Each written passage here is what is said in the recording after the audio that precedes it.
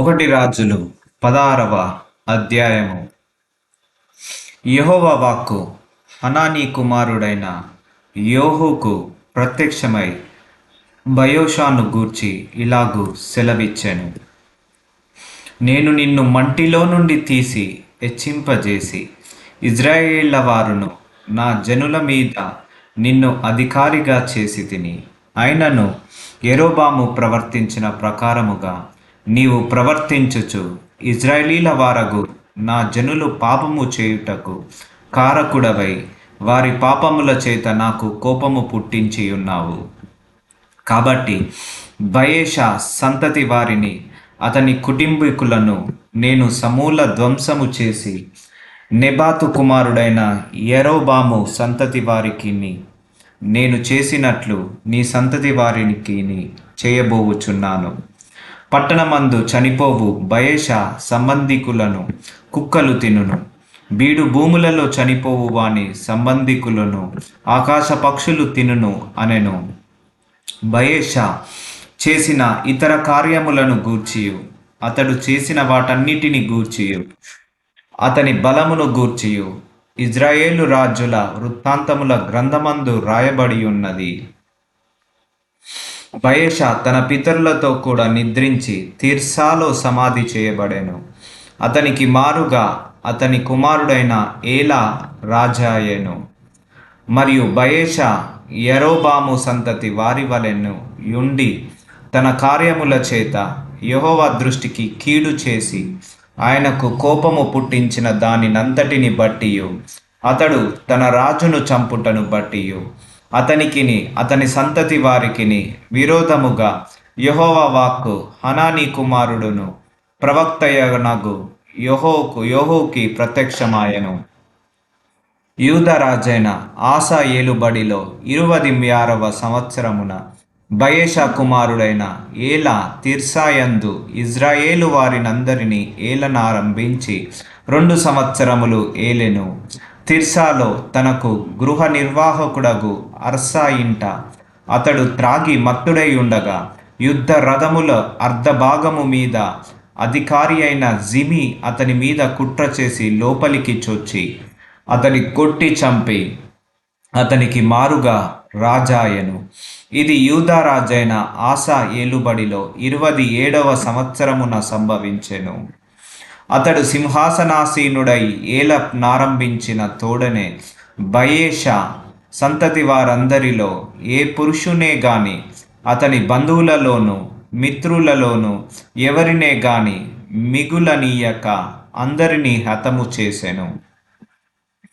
బయోషాయును అతని కుమారుడగు ఎలాయును తామే పాపము చేసి ఇజ్రాయేలు వారు పాపము చేయుటకు కారకులై తాము పెట్టుకొనిన దేవతల చేత ఇజ్రాయేలీయుల దేవుడైన యెహోవాకు కోపము పుట్టించిరి గనుక వారు చేసిన పాపములను బట్టి ప్రవక్త అయిన యోహు ద్వారా బయేషాను గూర్చి యెహోవా సెలవిచ్చిన మాట నెరవేరుటకై జిమి బయోషా సంతతి వారినందరినీ నాశనము చేసెను.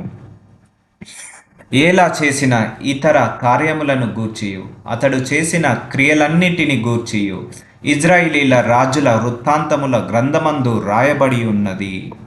యూదా రాజైన ఆసా ఏలుబడిలో 27వ సంవత్సరమున జిమి తిర్సాలో 7 దినములు ఏలెను. జనులు ఫిలిస్తీన్ల సంబంధమైన గిబ్బోతోను మీదికి వచ్చి అక్కడ దిగి ఉండగా జిమి కుట్ర చేసి రాజును చంపించెనను వార్త అక్కడ దిగి ఉన్న జనులకు వినబడెను గనుక ఇజ్రాయేలు వారందరూ ఆ దినమున సైన్యాధిపతి అయిన ఓమీని దండుపేటలో ఇజ్రాయేలు వారి మీద రాజుగా పట్టాభిషేకము చేసిరి. వెంటనే ఓమి గబ్బెతోనును విడిచి అతడును ఇజ్రాయేలీల వారందరూ తిర్సాకు వచ్చి దాని ముట్టడి వేసిరి. పట్టణము పట్టుబడెనని జిమి తెలుసుకొని తాను రాజనగరునందు జొచ్చి తనతో కూడా రాజనగరును తగలబెట్టి కొని చనిపోయెను. యెరోబాము చేసినట్లు ఇతడును యెహోవా దృష్టికి చెడుతనము చేయువాడై ఉండి తానే పాపము చేయుచు ఇజ్రాయేళ్ల వారు పాపము చేయుటకు కారకుడైనందున ఇలాగున జరిగెను. జిమి చేసిన ఇతర కార్యములను గూర్చియు అతడు చేసిన రాజద్రోహమును గూర్చియు ఇజ్రాయేలీల రాజుల వృత్తాంతముల గ్రంథమందు రాయబడి ఉన్నది. అప్పుడు ఇజ్రాయేలీల వారు 2 జట్లుగా విడిపోయి జనులలో సగము మంది గీనతు కుమారుడైన తిబ్నీని రాజుగా చేయవలెనని అతని పక్షమునను, సగము మంది ఓమి పక్షమునను చేరిరి. ఓమి పక్షపు వారు గీనతు కుమారుడైన తిబ్ని పక్షపు వారిని జయింపగా తిబ్ని చంపబడెను. ఓమి రాజాయెను. యూదా రాజైన ఆసా ఏలుబడిలో 31వ సంవత్సరమున ఓమి ఇజ్రాయేలీల వారికి రాజై 12 సంవత్సరములు ఏలెను.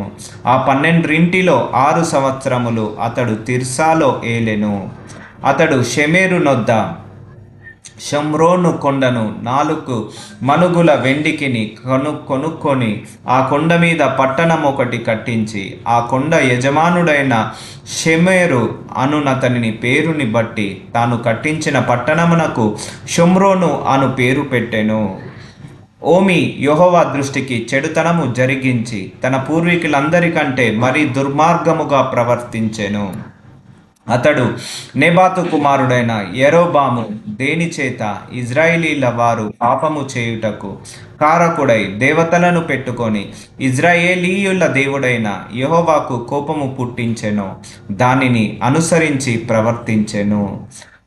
ఓమి చేసిన ఇతర కార్యములను గూర్చియు అతడు అగుపరిచిన బలమును గూర్చియు ఇజ్రాయేలు రాజుల వృత్తాంతముల గ్రంథమందు రాయబడి ఉన్నది. ఓమి తన పితరులతో కూడా నిద్రించి షోమ్రోనులో సమాధియందు పాతిపెట్టబడెను. అతని కుమారుడైన ఆహాబు అతనికి మారుగా రాజాయెను. యూదా రాజైన ఆసా ఏలుబడిలో 38వ సంవత్సరమున ఓమి కుమారుడైన ఆహాబు ఇజ్రాయేలీల వారికి రాజై షోమ్రోనులో ఇజ్రాయేలీల వారిని 22 సంవత్సరములు ఏలెను. ఓమి కుమారుడైన ఆహాబు తన పూర్వీకులందరినీ మించునంతగా యెహోవా దృష్టికి చెడుతనము చేసెను. నెబాతు కుమారుడైన యరొబాము జరిగించిన పాపక్రియలను అనుసరించి నడుచుకొనుట స్వల్ప సంగతి అనుకొని అతడు సిదోనీయులకు రాజైన ఎద్బయాల కుమార్తె అయిన యెజెబెలును వివాహము చేసుకొని బయలుదేవతను పూజించుచు వానికి మొక్కుచునుండెను. షోమ్రోనులో తాను బయలునకు కట్టించిన మందిరమందు బయలునకు ఒక బలిపీఠమును కట్టించెను. మరియు ఆహాబు దేవతాస్తంభమంతమొకటి నిలిపెను. ఈ ప్రకారము ఆహాబు తన పూర్వీకులైన ఇజ్రాయేళ్ల రాజులందరికంటే ఎక్కువగా పాపము చేసి ఇజ్రాయేలీల దేవుడైన యెహోవాకు కోపము పుట్టించెను. అతని దినములలో బెతెనీయులుడైన హీయేలు యెరికో పట్టణమునకు కట్టించెను. అతడు దాని పునాది వేయగా అబీరాము అను అతని జ్యేష్ఠ పుత్రుడు చనిపోయెను. దాని గవనులనెత్తగా సెగూబు అను అతని కనిష్ట పుత్రుడు చనిపోయెను. ఇది నూను కుమారుడైన యెహోషువ ద్వారా యెహోవా సెలవిచ్చిన మాట చొప్పున సంభవించెను.